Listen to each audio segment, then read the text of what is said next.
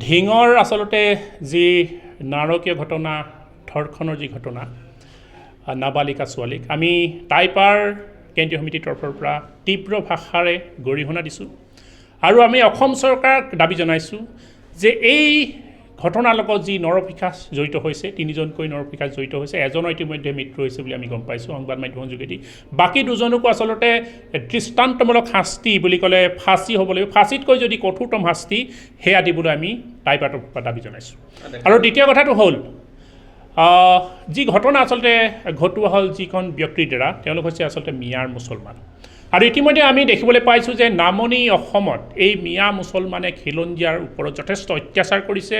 তেওঁলোকে বিভিন্ন ড্ৰাগছত আসক্ত হৈছে গৰু চুৰ গাড়ী চুৰৰ পৰা আৰম্ভ কৰি বিভিন্ন এনেধৰণৰ চুৰি ডকাইতত লিপ্ত হৈ আছে আৰু আমি দেখিবলৈ পাইছোঁ যে অসমত অসমীয়া সমাজ ব্যৱস্থাত এই মিয়াসকল বৰ্তমান এটা কেঞ্চাৰৰ আচলতে ব্যাধি ৰূপ ল'বলৈ আৰম্ভ কৰিছে আৰু উজনি অসমৰ মানুহসকলো আমিও লোকসকল আমাৰ দল সংগঠন আমি ব্যক্তিগত শংকিত হৈ পৰিছোঁ যে ঢিঙৰ দৰে ঘটনা উজনি অসমত পৰৱৰ্তী পৰ্যায়ত ঘটিব নেকি সেই গতিকে আমি যিসকল ব্যক্তি আচলতে মিয়া মুছলমানসকলক বিভিন্ন কামৰ সূত্ৰে আমদানি কৰা হৈছে উজনি অসমলৈ বা খেতি পথাৰত তেওঁলোকক নিয়োগ কৰা হৈছে তেওঁলোকক আমি দাবী জনাইছোঁ অতি শীঘ্ৰেই 7 দিনৰ ভিতৰত তেওঁলোকক যাতে এই ঠাইৰ পৰা তেওঁলোকক আঁতৰাই নিয়া হয় তেওঁলোকক কামৰ পৰা বহিষ্কাৰ কৰা হয় নহ'লে কিন্তু আমি টাই আহোম যৌথ পৰিষদ কেন্দ্ৰীয় সমিতিয়ে নিজে আচলতে বল প্ৰয়োগ কৰি এই মিয়া মুছলমানসকলে ইয়াৰ পৰা খেদিবলৈ কিন্তু বাধ্য হ'ম গতিকে মই চৰকাৰক দাবী জনাইছোঁ যে এনেধৰণৰ যিসকল ব্যক্তি যিসকল সন্দেহজনক নাগৰিক তেওঁলোকক কিন্তু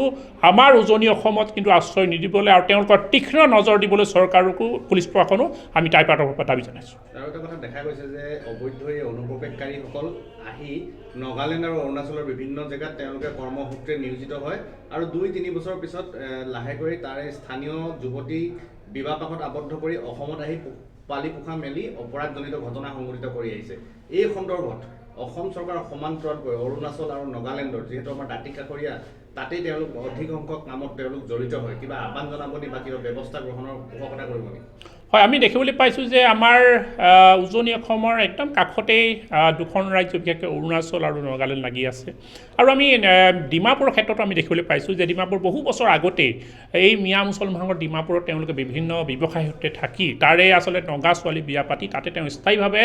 বসবাস কৰাত আমি দেখিবলৈ পাইছোঁ আৰু তাতে তেওঁলোকে যথেষ্ট জনসংখ্যা বৃদ্ধি কৰিছে আৰু এই ঘটনাবোৰ লাহে লাহে অসমলৈ আচলতে বিয়পি গৈছে গতিকে আমি এটা কথাই দাবী জনাইছোঁ যে অতি শীঘ্ৰেই গোটেই ব্যৱস্থাটো আচলতে